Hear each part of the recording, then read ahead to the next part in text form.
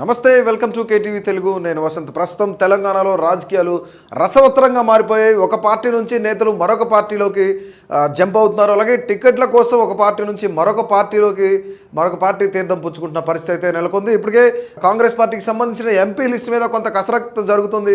అలాగే ప్రస్తుతానికైతే హైదరాబాద్లో సీఎం రేవంత్ రెడ్డి ఇంట్లో screening committee, Congress screening committee అయితే కొన్ని సమీకరణాలతో మొదటి లిస్ట్ని అయితే రిలీజ్ చేయడానికి అయితే సిద్ధమవుతుంది. దీనికి సంబంధించి మరి ఒకటి రెండు రోజుల్లోనే ఇదే లిస్ట్ని ఫైనల్ చేసే అవకాశం ఉంది.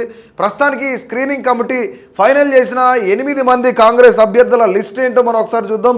ఎవరెవరు ఎక్కడి నుంచి పోటీ చేస్తారు, ఏ అభ్యర్థి ఫైనల్గా ఎక్కడి నుంచి పోటీ చేసే అవకాశం ఉందని కూడా స్క్రీనింగ్ కమిటీ ఒక అంచనాకు వచ్చింది. ఈ అంచనాకు వచ్చి మొదటి విడతగా 8 మంది అభ్యర్థులు ఖరారు చేయడం జరిగింది. అఫీషియల్గా మరి ఒకటి రెండు రోజుల్లోనే ఇదే లిస్ట్ని ఫైనల్ చేసే అవకాశం కనిపిస్తుంది.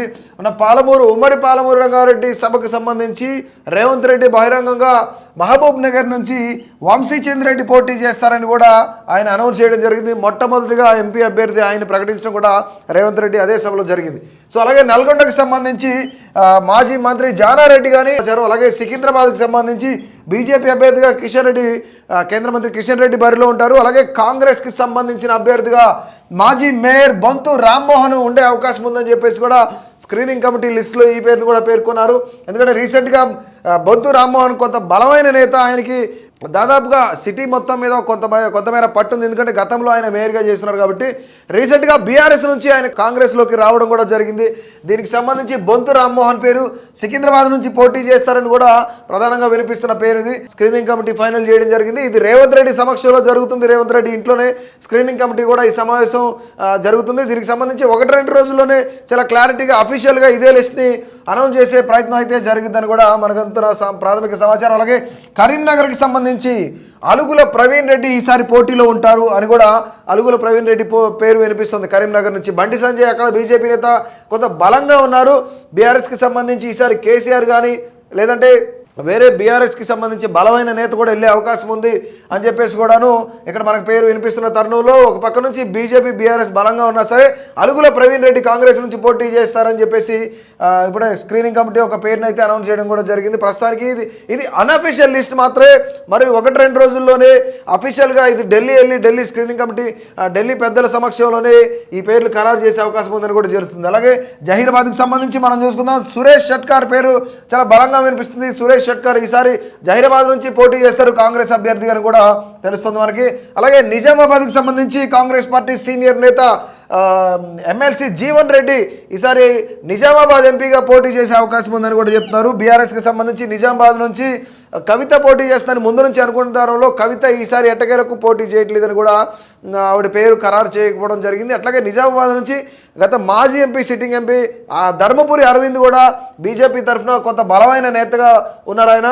సో అదే తరుణంలో జీవన్ రెడ్డి అయితే సరైన అభ్యర్థి ఆ జిల్లాలో. ఎందుకంటే జీవన్ రెడ్డి ఎప్పటి నుంచో కూడాను అదే జిల్లాలో చాలా బలమైన కాంగ్రెస్ పార్టీ నేతగా ఉన్నారు. ఆయన ఎమ్మెల్సీగా ప్రస్తుతానికి ఆయన కొనసాగుతున్నారు అక్కడ. అలాగే పెద్దపల్లికి సంబంధించి గడ్డం వంశీ పేరుని కూడా ఖరారు చేయడం జరుగుతుంది. ఈయన గడ్డం వివేకానంద్ కొడుకు అనమాట.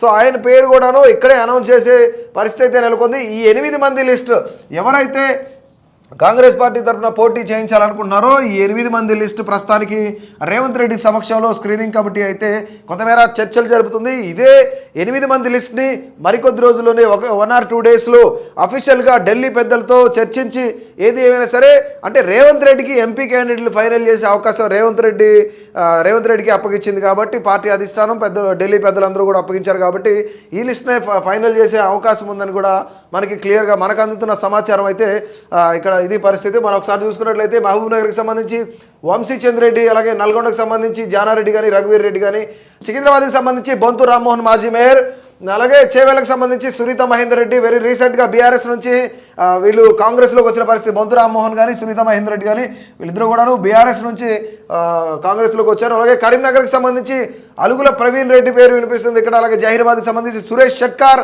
నిజామాబాద్కి సంబంధించి జీవన్ రెడ్డి కాంగ్రెస్ పార్టీ సీనియర్ నేత ఎమ్మెల్సీ జీవన్ రెడ్డి పేరు కూడా బలంగా వినిపిస్తుంది ఇక్కడ. అలాగే పెద్దపల్లికి సంబంధించి గడ్డం వంశీ వివేకానంద్ సన్ అక్కడ పెద్దపల్లి నుంచి పోటీ చేస్తారని కూడా కొన్ని వార్తలు వినిపిస్తున్నాయి. అలాగే ఇదంతా కూడా స్క్రీనింగ్ కమిటీ కొంత ఫైనల్ చేసిన లిస్ట్ అని కూడా మనకి అందుతున్న ప్రాథమిక సమాచారం. ఏది ఏమైనా సరే 1 or 2 డేస్లో ఇదే లిస్ట్ని ఫైనల్ చేసే అవకాశం ఉందని కూడా కొన్ని విశ్వసనీయ వర్గాల సమాచారం మేరకు ఇది మనం మీ ముందుంచే ప్రయత్నం అయితే చేశాం. సో ఇలాంటి మరిన్ని ఇంట్రెస్టింగ్ అప్డేట్స్ కోసం ఎప్పటికప్పుడు political minute to minute updates కోసం మా కేటీవీ తెలుగును సబ్స్క్రైబ్ చేయండి, అలాగే ఫాలో చేయండి. Please subscribe to KTV Telugu. KTV Telugu. KTV Telugu channel.